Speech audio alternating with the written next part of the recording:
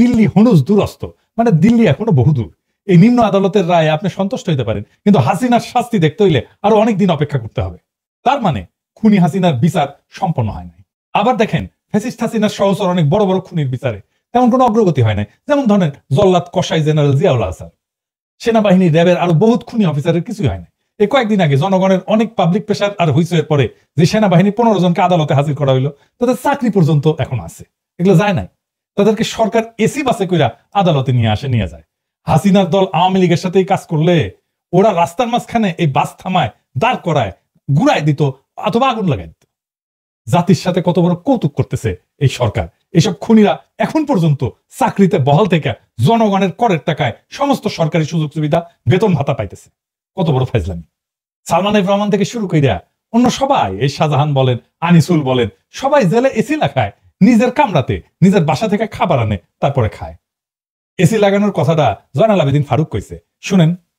রুহুল কবির রিজভী আহমদ মাটিতে শুয়ে থাকছিলেন জেলখানায়, আর এখন সালমান এফ রহমান নাকি তার রুমের মধ্যে এসি লাগাইছে।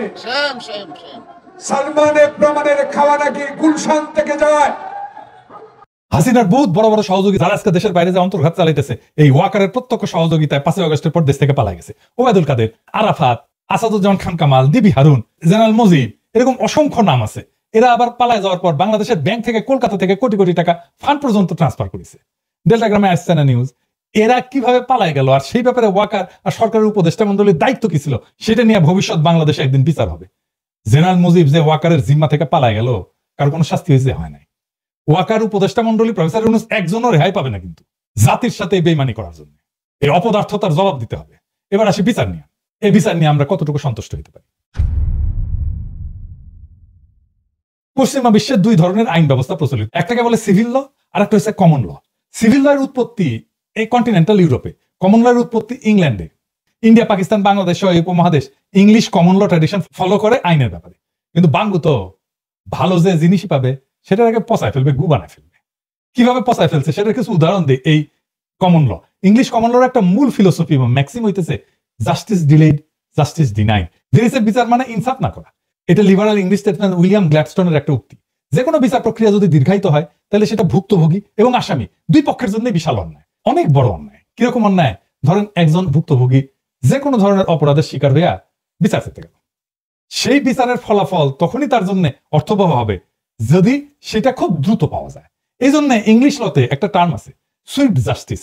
একজন খুন, ধর্ষণ বা ডাকাতির শিকার ভুক্তভোগী বা তার পরিবার যদি অপরাধ সংঘটিত হওয়ার 15 থেকে 20 বছর পর বিচারের রায় পায়, আর তারপর সেটা কার্যকর হয়, তাইলে এই বিচার একদম মূল্যহীন, এটার মূল্য শূন্য। পৃথিবীর যে কোনো জুডিশিয়াল ফিলোসফিতে, সেটা প্রাচ্য হোক পাশ্চাত্য হোক, কোথাও এটাকে সমর্থন করা হয় না।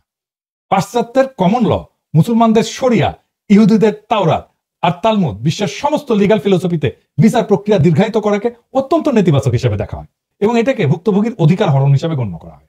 আর আসামির দিক থেকে দেখলে, একজন নিরাপরাধ মানুষকে যদি এটা মিথ্যা বা ভুয়া প্রমাণ ছাড়া মামলা দিয়ে বছর পর বছর জেলে রেখে দেওয়া হয়, আদালতে হাজির করানো হয়, সেটা একটা বিশাল অন্যায়। সেই নিরাপরাধ মানুষের জীবন তো পুরো ধ্বংস করে দেওয়া হয় এভাবে। যদি কেউ নিরাপরাধ হয়ে থাকে আর তার নামে যদি কেউ মিথ্যা মামলা দিয়ে থাকে, তার জন্য তো সুইফট জাস্টিস, দ্রুত বিচার, এটা নিষ্পত্তি হওয়াটা সবচেয়ে একটা ভালো ইনসাফপূর্ণ একটা ব্যবস্থা। অভিযোগকারী যদি তার অপরাধ প্রমাণ করতে না পারে, তাহলে সে দ্রুত ছাড়া পেয়ে যাবে। অভিযোগকারীর কাছে যদি প্রমাণ না থাকে, তাহলে সে দ্রুত ছাড়া পেয়ে যাবে। অর্থাৎ উভয় দিক থেকে, অভিযোগকারী যদি তার কাছে প্রমাণ থাকে, তাহলে সে দ্রুত বিচার পেয়ে যাবে, আর উল্টা দিকে যদি অভিযোগকারী প্রমাণ না থাকে, তাহলে অপরাধী দ্রুত ছাড়া পেয়ে যাবে। অর্থাৎ উভয় দিক থেকে, মানে ভুক্তভোগী আর আসামি, এই 2 দিক থেকে চিন্তা করলে দ্রুত বিচার হচ্ছে একমাত্র ইনসাফ। এই জন্য আমেরিকার সংবিধানের বিল অফ রাইটসে 6ষ্ঠ সংশোধনীতে বলা আছে, in all criminal প্রসিকিউশনস the accused shall enjoy the right to a speedy and public trial. ইংরেজি যেহেতু কইছে, ঠিকই কইছে, তাই না? মানে হইতেছে সমস্ত ক্রিমিনাল মামলায় অভিযুক্ত ব্যক্তির দ্রুত বিচার পাওয়ার অধিকার আছে। বিচার প্রক্রিয়া এটা যদি না করা হয়, তাহলে তার মৌলিক অধিকার খর্ব হইতেছে। এই জন্য রাষ্ট্রই দায়ী থাকবে। তাহলে এখন আসেন, স্পিডি ট্রায়াল কাকে বলে? আমেরিকার Congress speedy trial act 1974 pass করে, যেখানে তারা স্পিডি ট্রায়ালকে সংজ্ঞায়িত করছে। আমেরিকার বিচার প্রক্রিয়া ট্রায়াল শুরু হওয়ার আগে একটা প্রি ট্রায়াল ফেজ আছে, ট্রায়ালের আগে, যেখানে কারো বিরুদ্ধে কোনো অভিযোগ আসলে সেটা তদন্ত করে দেখা হয়। তদন্তকারী সংস্থা আদালতে গ্রহণযোগ্য হবে, যেটাকে আইনের ভাষায় বলে অ্যাডমিসেবল এভিডেন্স, সেই সমস্ত প্রমাণ জোগাড় করে। যদি দেখে এভিডেন্স নাই, তাহলে কেস এখানে খতম। আর যদি তদন্তকারী মনে করে যে সাফিসিয়েন্ট এভিডেন্স আছে, পর্যাপ্ত প্রমাণ আছে, সে তখন সেটা প্রসিকিউটরের কাছে সাবমিট করে। প্রসিকিউটর হইতেছে রাষ্ট্রপক্ষের উকিল। প্রসিকিউটর যদি মনে করে যে প্রমাণ পর্যাপ্ত, কেবল তখনই সে অভিযুক্তের বিরুদ্ধে একটা ফর্মাল চার্জ ফাইল করে, যেটাকে আইনের ভাষায় বলা হয় ইনডাইটমেন্ট। অর্থাৎ কারো বিরুদ্ধে ফর্মাল অভিযোগ আনা, কারো বিরুদ্ধে ইনডাইটমেন্ট ফাইল করা বা ফর্মাল অভিযোগ আনার পরে তাকে আদালতে হাজির করা হয় এবং জাজ তাকে জিজ্ঞেস করে যে সে তার বিরুদ্ধে যে অভিযোগ আনা হয়েছে সেইটার ব্যাপারে সে কি বলে, কি মনে করে, সে কি দোষী নাকি দোষী না। সে যদি বলে হুজুর আমি নিরপরাধ, তাহলে তার মামলা চলবে। আর যদি বলে না হুজুর আমি দোষী, তাহলে তার মামলা ওখানে কেস খতম, সে দোষী। যদি সে নিজেকে নির্দোষ দাবি করে তখন সেই কেস ট্রায়ালে যায়। স্পিডি ট্রায়াল অনুযায়ী কারো বিরুদ্ধে ইনডাইটমেন্ট বা অভিযোগ ফাইল হওয়ার পরে সে যদি বলে যে আমি দোষী না, তাহলে তার মামলা 70 দিনের মাথায় তার ট্রায়াল শুরু করতে হবে। তার মানে 2 মাসের মধ্যে তার ট্রায়ালে নিতে হবে। আমেরিকা একটা ট্রায়াল কতদিন ধরে চলে শুনবেন, শুনলে তাজ্জব হয়ে যাবেন। গড়ে 2 থেকে 3 দিন। যদি সেলিব্রিটি ট্রায়াল হয়, মানে প্রচুর মিডিয়া কভারেজ পায়, এই সমস্ত ট্রায়াল একটু দীর্ঘ সময় ধরে চলে, 1 সপ্তাহ থেকে ধরেন 1.5 মাস পর্যন্ত চলতে পারে। যেমন জনি ডেপ আর তার সাবেক স্ত্রী আম্বার হার্ডের সিভিল ট্রায়াল প্রায় 6 সপ্তাহ ধরে চলছিল। মানে জাজের মনে হয় এটা আলুর দোষা ছিল, আম্বার হার্ড বসে আছে তাদের সামনে রেখা 1.5 মাস ধরে চালাইছে আর কি, আর দেখিছে আম্বার হার্ডকে, যে শান্তি পেয়েছে। সিভিল ট্রায়াল সচরাচর ক্রিমিনাল ট্রায়ালের চেয়ে লম্বা হয়। 2024 সালে নিউ ইয়র্কে ডোনাল্ড ট্রাম্পের ট্রায়াল একটা 1.5 মাস ধরে চলছিল, কিন্তু অধিকাংশ বিচার প্রায় 95% ট্রায়াল 2-3 দিনে শেষ হয়ে যায়, 2-3 দিনে মাত্র। মানে যাই বলেন, এখানে তথ্য প্রমাণ, ডকুমেন্ট, সাক্ষ্য প্রদান, উকিলের ক্রস এক্সামিনেশন একবারে সেই 2-3 দিনের মধ্যে কমপ্লিট হয়ে যায়, রায় ঘোষণা হয়ে যায়। আবার জুরি কি জিনিস, এই জিনিস এখন আপাতত আইনের গভীর বিষয় না বুঝলেও চলবে আর কি।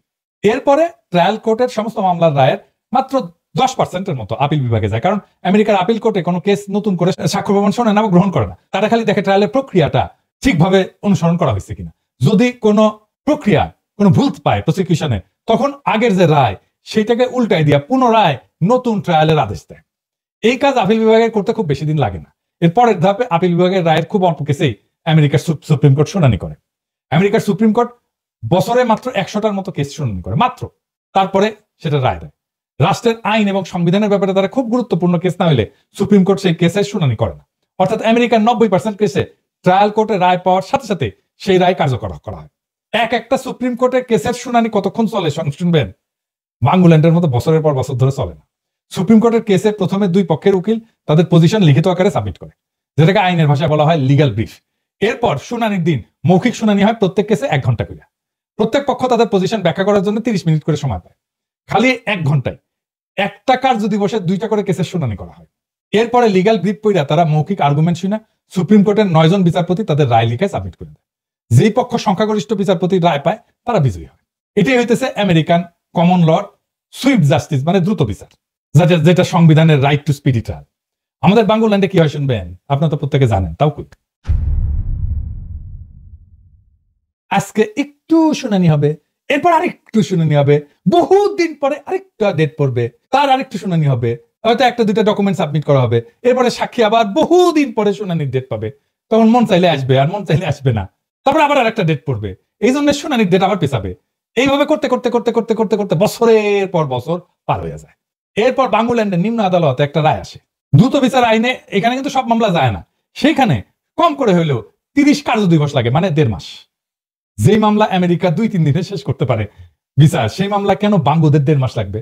এরপর হাইকোর্টে যায়, সাক্ষ্য প্রমাণ আবার শুনানি হয় প্রথম থেকে, সেটা তো বছরের পর বছর চলে। এরপর সুপ্রিম কোর্টে আপিল বিভাগে হাজার হাজার কেস যায়, এখানেও বছরের পর বছর অতিবাহিত হয়, সব কেসে শুনানি হয়, এখানে ফাইল আটকায় থাকে। আমাদের দেশে পুরা বিচার ব্যবস্থা একটা আগাগোড়া সংস্কার দরকার। এখন যেটা আছে এটা একটা প্রহসন, পুরা কমলাকান্তের দপ্তর। এই সংস্কার যারা করতেছে সংস্কার এদের দিয়ে হবে না। ঐক্যমত কমিশন আর প্রফেসর সংস্কার কমিশন তাদের বিচার বিভাগ সংস্কারে কি বাতাল ঘোলার ডিম প্রস্তাব দিছে, সেটা অন্য একদিন এপিসোডে ব্যাখ্যা করবো নি আরেকদিন। তো মামলার জট কত দেখেন, দেখেছেন? আমেরিকা একজন জাজ বছরে 250টা মামলার নিষ্পত্তি করে।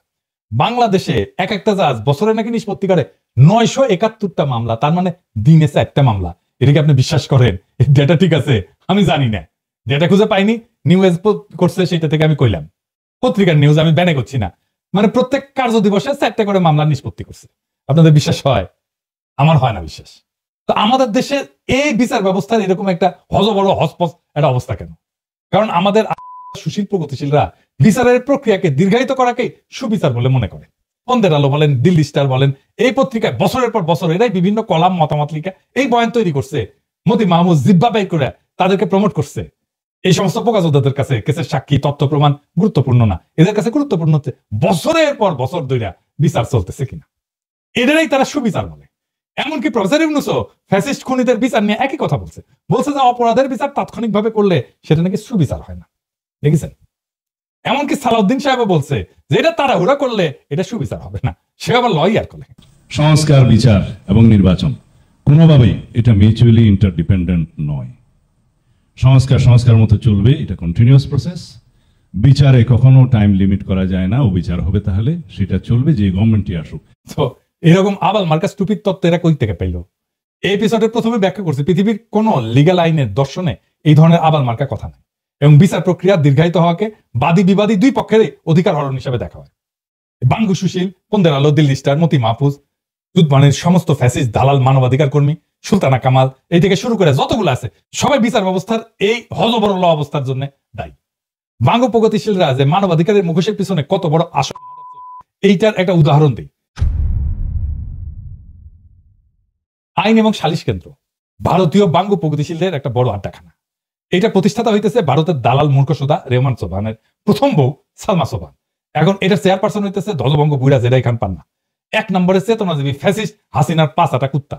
এই হারামজাদা বুইড়া কি বলছে শুনবেন? সে বলছে জুলাই আন্দোলনের মাত্র 2000 মানুষ মারা গেছে, যদি 1000 লোক মারা যেত তাও এটা 71-এর 30 লক্ষের সাথে কিছুই না। বুঝেছেন? কিছুই না। শুনেন, 30 লক্ষ মানুষের রক্তের দাম বেশি না 2000, 3000, ইভেন যদি আমি বলছি 1 লক্ষ মানুষ, যে কোনো হত্যার বিচার হওয়া উচিত। কিন্তু 30 লক্ষ মানুষ, 2 লক্ষ মা বোনের ইজ্জত নিয়ে 71-এ যে দেশটা স্বাধীন হয়েছে তার সাথে তুলনা কারো চল না। ওটা ব্যাংকের চেকের মতো। এক লোক গেছে যে লিখিছে, তো চেক দিছে, তো চেক করে কয় এটা কি দিছেন? তো কয় কেন আমি যা লিখেছি লিখেই দিছি। তো কয় আপনি লিখেছেন 5000 টাকা কিছুই না, এটা কি কোনো কথা হইলো? তো কয় কি কম বলেন, এর আগে একজনের চেক দিছে, লিখছে 1 লাখ টাকা মাত্র। তো 1 লাখ টাকা যদি মাত্র হয় তাহলে 5000 টাকা তো কিছুই না। তো ওই রকম এই জেরাই খান পান্না কইতেছে এই 2000 মারা গেছে এটা নাকি কিছুই না। এবার বিশ্বে কয়েকটা বিচারের উদাহরণে আসি। দ্বিতীয় বিশ্বযুদ্ধের সময় 1940 সালে ফ্রান্স জার্মানির কাছে আত্মসমর্পণ করলে ফ্রান্সের বয়স্ক মার্শাল ফিলিপ পেতার নেতৃত্বে নতুন সরকার গঠিত হয়, মানে যেটা জার্মানিদের রাজাকার আর কি, বুঝছাও? যে রেজিমকে, যে শাসন সময়কে ভিসি বলা হয়। ভিসি ফ্রান্স মানে ভিসি বলে একটা শহর আছে ফ্রান্সে। ওই যখন জার্মানিরা দখল করে তখন ভিসি শহরে রাজধানী বানাইছিল, ওই সময়টাকে বলা হয় ভিসি রেজিম। তো এই মার্শাল পেতা যে রাজাকার ছিল আর কি ফ্রান্সে, জার্মানির রাজাকার, সে প্রথম বিশ্বযুদ্ধে ফরাসি বাহিনীর সর্বাধিনায়ক ছিল। মিত্রবাহিনী বিজয়ের পর চার্লস দ্য গল ফ্রান্সের অন্তর্বর্তীকালীন সরকারের প্রধান হইলে নাজি জার্মানির সাথে কোলাবোরেশনের জন্য, দালালির জন্য ভিসি সরকারের বিচার শুরু করে। মার্শাল পেতাকে ট্রায়ালে নেওয়া হয়, এবং সেই ট্রায়াল কতদিন চলে জানেন? 1945 সালের 23 জুলাই থেকে 15 আগস্ট, মানে 24 দিন। মাত্র 24 দিনে বিচারের রায় পেতার মৃত্যুদণ্ড হয়। মৃত্যুদণ্ড দেয়নি পরে, কারণ মার্শাল পেতার দেশের প্রতি আগের অবদানের কথা স্মরণ করে চার্লস দ্য গল তার মৃত্যুদণ্ডকে যাবজ্জীবন কারাদণ্ডে মওকুফ করছিল, এবং রায় কার্যকর করা হয়। বিচার শুরু করতে খুব বেশি দিন লাগে নাই। জার্মানি আত্মসমর্পণ করে 1945 সালের 7 মে। যুদ্ধ শেষ হওয়ার 2 মাসের মধ্যে পেতার ট্রায়াল শুরু হয়ে যায়। আর আমাদের এখানে তো 1.5 বছর হয়ে গেল, কেবলমাত্র একটা রায় আসছে, তাও সেটা পারলে আরো বছর ঘুরবে। আমাদের এতদিনে অন্তত কয়েকটা কষাই, যেমন জিয়াউল হাসানকে তো বিচারে শেষ করে রায় কার্যকর করে দেওয়া যেত, ঝুলাই দেওয়া যেত। বাংলাদেশে যে এইরকম হয় নাই তা কিন্তু না। বাংলাদেশে এরকম বিচারের নজির আছে, কিন্তু 2006 সালের অক্টোবর বিএনপি পদত্যাগ করে ইয়াজউদ্দিনের হাতে তত্ত্বাবধায়ক সরকারের দায়িত্ব দেয়। 1/11 হয়। 11 জানুয়ারি 2007 সালে ভারতের দালাল ওই যে ঘোড়া মঈউদ্দিন আজানা ঘোড়ানি ছিল কুকরে, তারপরে বাংলা ভাই আর শাহেক আব্দুর রহমানের বিচার শেষ কইরা সব file high court supreme court clear কইরা 30 মার্চ 2007 সালে কুলাঙ্গার মঈনের কুকরার 2 মাসের মধ্যে তাদেরকে ফাঁসি দিয়ে দেওয়া হয়। মানে বাংলাদেশের প্রচলিত আইনও সুইফটলি বিচার করা যাইতো যদি সরকারের সদিচ্ছা থাকতো। এখন হাসিনা বিরুদ্ধে রায় হয়েছে, কিন্তু হাসিনা তো বন্দী নাই। রায় হইলেও কার্যকর করা যাবে কি? ইন্ডিয়া তো তারা দিবে না। যারা বন্দী তাদের রায় দিয়ে এখন কার্যকর করা উচিত না? ঠিক আছে, হাসিনারটা হয়েছে, কিন্তু যারা বন্দী তাদের তো রায় দিয়ে কার্যকর করা যায়। যে জিয়া খুনি, জিয়ার তো রায়টা কার্যকর করা যায়, তাহলে তো শান্তি পাওয়া যাইতো যে কিছু একটা হয়েছে। নুরেমবার্গ ট্রায়ালে দ্বিতীয় বিশ্বযুদ্ধের পরে 10 মাসে 24 জনের বিচার করছিল নাজি অফিসার। বাংলাদেশের সাথে ভারতের অপরাধী প্রত্যাবর্তন চুক্তি আছে। হাসিনাকে ভারত ফেরত দিতে বাধ্য, কিন্তু বাংলাদেশ কি বাধ্য করতে পারবে? হাসিনাকে না ফেরত দিলে কাল আসেন, এটা একটু বুঝে দেখি। একজন দণ্ডপ্রাপ্ত আসামি যদি রায়ের পর বিদেশে পালায় যায়, তাহলে আন্তর্জাতিক আইনে এটাকে বলা হয় কনসাসনেস অফ গিল্ট, অর্থাৎ দোষী মানসিকতার প্রমাণ। বহু কমন ল ব্যবস্থায় তাকে বলা হয় ফিউজিটিভ ফ্রম জাস্টিস, এবং আদালত চাইলে আপিল শুনতেও অস্বীকৃতি জানাইতে পারে। এটাকে বলা হয় ফিউজিটিভ ডিসএন্টাইটেলমেন্ট ডক্ট্রিন। ফলে রায়ের বৈধতা না বরং আসামির অবস্থানই দুর্বল হয়। ইন্টারপোলের যদি রেড নোটিশ হয়, এও বলা আছে বিচার আইনেতে বিদেশে পালায় থাকা ব্যক্তি হইল ইন্টারন্যাশনালি ওয়ান্টেড ফিউজিটিভ। অর্থাৎ আদালত যদি ন্যূনতম ফেয়ার ট্রায়াল মান বজায় রাখে তাহলে রায়ের বৈধতা অটুট থাকে, বরং আসামি পালায় গেলে রায় আরো শক্ত অবস্থানে দাঁড়ায়। কারণ রাজনৈতিক এবং আইনি উভয় ভাষায় প্রশ্নটা পরিষ্কার, বিচার তো খোলা ছিল, পালাইছে কে, আদালত না আসামি? মানে হাসিনার দলের লোকজন কোনো আর্গুমেন্ট আনতে পারতেছে না কেন? কারণটা হইতেছে হাসিনা আসেনি কেন, বিচারের সামনে দাঁড়ায়নি কেন? আপনার পাশাপাশি জামাতের নেতাদের বিচার দেখেন। জামাত আজকে এত জনপ্রিয় হইলো, তার পিছনে জামাতের নেতাদের জীবন দেওয়ার মূল্য আছে। মীর কাসেম আলী তো দেশের বাইরে ছিলেন, উনি দেশে ফিরে আসছিলেন মামলা হওয়ার পরে।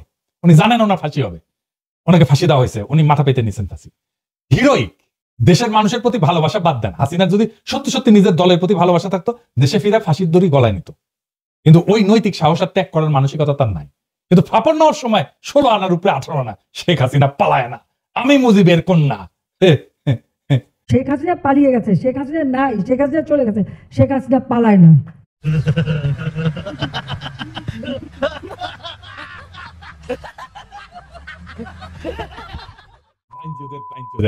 বিরুদ্ধ টিম একটা অপদার্থ ভীতু কাপুরুষ। এই যে মামলায়, এই মামলায় কি কি অর্জন হয়েছে? মামলার রায় আওয়ামী লীগ ফাঁসি গেছে কেমন দেখেছেন? ওদের মরাল তো মাটিতে মিশে গেছে, এখন বুঝছে দেরি হইলেও বিচার হবে, আর ফেব্রুয়ারির আগে মোটামুটি সবার বিচার হয়ে যাবে। আওয়ামী লীগের কোনো রিক্রুটমেন্ট হবে না, এর মধ্যে কেউ আওয়ামী লীগ করতে যাবে না, আওয়ামী লীগে জয়েন করবে না। হাসিনার সব সম্পত্তি সরকার নিয়ে নেবে, হ্যাঁ, ধানমন্ডি 32 নম্বর আর টুঙ্গিপাড়া সহ। জনমানুষ এই যে দোষী সাব্যস্ত হয়েছে, এই ইমেজ দলকে কলঙ্কিত করবে। নেতার বিরুদ্ধে যদি ফাঁসি হয়, অপরাধ যদি প্রমাণিত হয়, তাহলে দলটা অপরাধী দলের তকমা পায়। গণতান্ত্রিক সমাজে এই ইমেজ পুনরুদ্ধার করা অসম্ভব। দলের আবার আর্থিক নেটওয়ার্ক ভেঙে পড়ে, নেতারাই সাধারণত এই অর্থ সংগ্রহ এবং অর্থ বন্টনের কেন্দ্রে থাকে, সে না থাকলে দল আর্থিকভাবে অচল হয়ে যায়। ভয় এবং অনিশ্চয়তায় তৃণমূল ছত্রভঙ্গ হয়ে যায়। রায়ের পরে তৃণমূল কর্মী ভাবে নেতারই এই অবস্থা, আমাদের কি হবে? ফলে তারা দল ছাড়ে, আত্মগোপনে যায় অথবা নীরব থাকে। দেখছেন তো ফাঁসির পরে ওদের হইচই কমে গেছে না? এই রায়ের পরে দল নৈতিক কর্তৃত্ব হারায়, দল আর নৈতিক রাজনীতি করার দাবি তুলতে পারে না। এই শূন্যতা দীর্ঘমেয়াদী পতন আনে। হাসিনা পরিবারে যারা বিদেশে আছে না, তারাই অপমান অপদস্থ হবে সারা দুনিয়ায়। হাসিনার ফাঁসি হয়েছে, আর ইংল্যান্ডের পত্রিকা টেলিগ্রাফ লিখতেছে টিউলিপের আন্টির ফাঁসি হয়েছে, দেখেছেন? এমন কইতে পারেন জামাতের মূল নেতার তো ফাঁসি হয়েছে, জামাত তো ধ্বংস হয়নি। কেন হয়নি আসেন এটা বুঝে দেখি। জামাত ধ্বংস হয়নি কারণ এটা কোনো ব্যক্তি কেন্দ্রিক রাজনৈতিক দল না, একটা ইডিওলজি বা আদর্শ ভিত্তিক একটা ক্যাডার চালিত সংগঠন। এদের শক্তি আসে কাঠামোগত শৃঙ্খলা থেকে এবং এর স্তর ভিত্তিক নেতৃত্ব থেকে, এবং এদের দীর্ঘমেয়াদী ক্যাডার তৈরি একটা ধারাবাহিকতা আছে। সেখানে একজন নেতা বাদ পড়লে সঙ্গে সঙ্গে বিকল্প নেতৃত্ব তৈরি হয়ে যায়।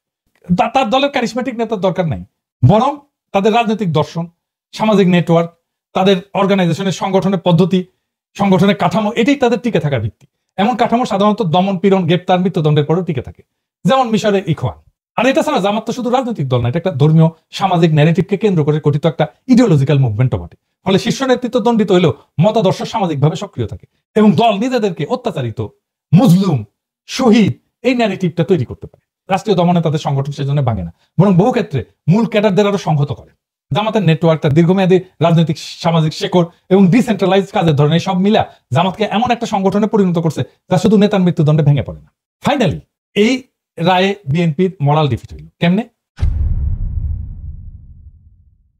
বিএনপি আওয়ামী লীগকে আশ্রয় প্রশ্রয় দিতেছিল, এখন একদল এসে কবে কেন জামাত আশ্রয় দিছে না, এই যে এখানে দিছে, ওই যে ওইখানে দিছে, ওই যে সেইখানে দিছে। জি ভাইজান, রাজনীতি হইতেছে পারসেপশনের ব্যাপার।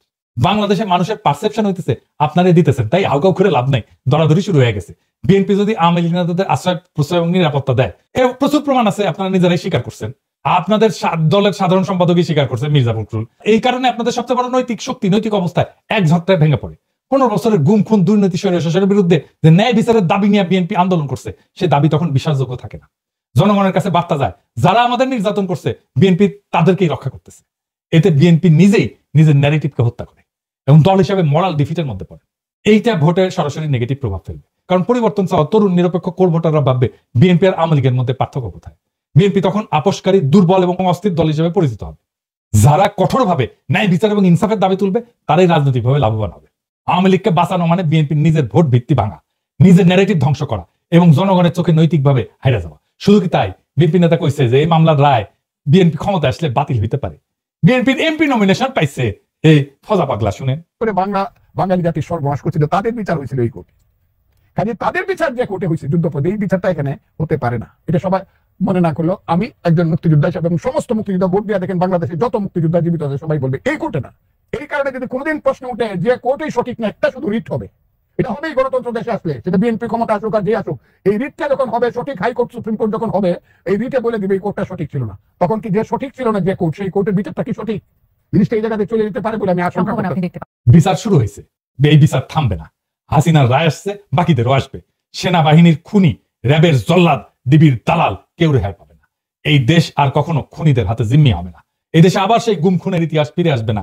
আর বিএনপি যারা শত্রুকে আশ্রয় দেয়, মানুষের রক্তের মূল্য বোঝে না, তারা নিজেরাই নিজেদের ন্যারেটিভকে সব দেহ বানায় ফেলবে। রাজনীতি হলো পারসেপশন। যেই মুহূর্তে মানুষের চোখে আপনি নৈতিকতা হারালেন, সেই মুহূর্তেই আপনি রাজনৈতিকভাবে মৃত। বর্ষা বিপ্লব কোনো নেতা বানায়নি, জনগণকে নেতা বানাইছে। এই বিপ্লবের মালিক মানুষ, জনগণ। এবং এই বাংলাদেশের সাধারণ মানুষ আজকে একটা কথা স্পষ্ট বুঝে গেছে, বাংলাদেশে ন্যায় বিচার দেরিতে আসে না। যখন জনগণ জেগে ওঠে তখন ন্যায় বিচার দৌড়াইতে বাধ্য হয়। আজকের রায় সেই দৌড়ের প্রথম শব্দ। বাকিটা আসতেছে ঢেউয়ের মতো, আগুনের মতো, অনিবার্য আলোর মতো। বিচার হবে, সবার বিচার হবে, সব অপরাধীর বিচার হবে, সব জল্লাদের বিচার হবে, সব ফ্যাসিস্টের বিচার হবে। এবার বাংলাদেশ আর পেছনে যাবে না। ইনকিলাব জিন্দাবাদ।